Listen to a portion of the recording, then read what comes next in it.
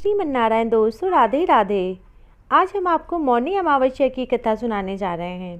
प्राचीन काल में कांचीपुरी में देवस्वामी नामक एक ब्राह्मण रहता था। उसकी पत्नी का नाम धनवती था। उनके 7 पुत्र, एक पुत्री थी। पुत्री का नाम गुणवती था। ब्राह्मण ने 7 पुत्रों का विवाह करने के बाद बेटी के लिए वर तलाश करने के लिए अपने सबसे बड़े पुत्र को भेजा। उसने एक ज्योतिष को कन्या की कुंडली दिखाई। उसने बताया कि विवाह होते ही कन्या विधवा हो जाएगी। ज्योतिष की बात सुनकर ब्राह्मण दुखी हो गया और उसने उसका उपाय पूछा। उपाय पूछे जाने पर ब्राह्मण ने बताया कि सिंघल द्वीप पर एक सोमा नामक धोबिन रहती है। यदि कन्या की शादी से पहले घर आकर वह पूजन करे तो यह दोष दूर हो जाएगा।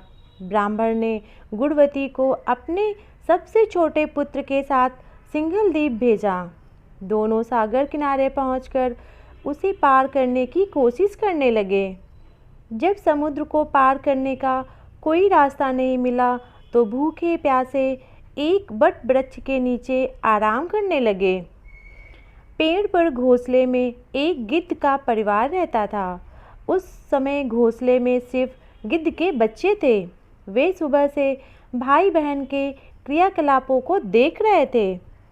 शाम को जब गिद्ध के बच्चों की माँ भोजन लेकर घोंसले में आई तो उस भाई बहन की कहानी को बताने लगे।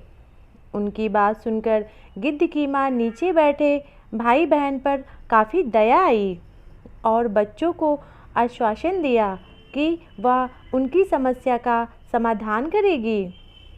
यह सुनकर गिद्ध के बच्चों ने भोजन ग्रहण किया।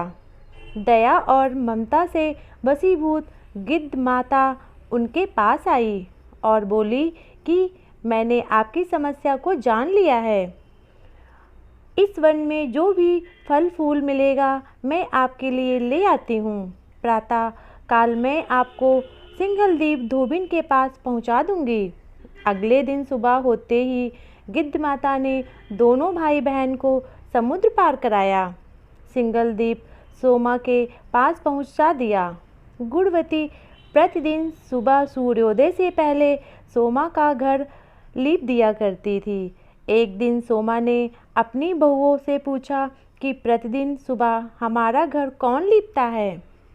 बहुओं ने तारीफ बटोरने के लिए कहा कि हमारे अलावा और कौन ऐसा करेगा।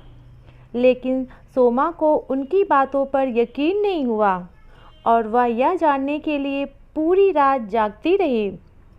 तभी उसने सुबह गुणवती को घर साफ करते हुए देख लिया और उससे उसकी परेशानी पूछा।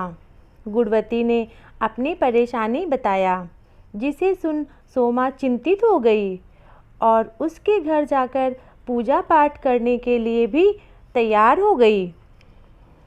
सोमा ने ब्राह्मण के घर आकर पूजा किया, लेकिन इसके बावजूद गुणवती का विवाह होते ही उसके पति की मृत्यु हो गई। तब सोमा ने अपने सभी पुण्य गुणवती को दान कर दिया, जिससे उसका पति जीवित हो गया। लेकिन पुण्यों की कमी से सोमा के पति और बेटे की मृत्यु हो गई। सोमा ने सिंघल द्वीप लौटते हुए रास्ते में पीपल वृक्ष की छाया में विष्णु जी का पूजन कर 108 बार पीपल की परिक्रमा की। इसके पुण्य प्रताप से परिवार के सभी सदस्य जीवित हो उठे। इस प्रकार मौनी अमावस्या के दिन किसी पवित्र नदी में स्नान कर विधिवत भगवान विष्णु की पूजा अर्चना करने व पीपल में पेड़ की परिक्रमा करने से मनोवांछित फल की प्राप्ति होती है तथा परिवार के सदस्यों पर भगवान का आशीर्वाद सदैव बना रहता है। प्रेम से बोलो जय जय श्री राधे।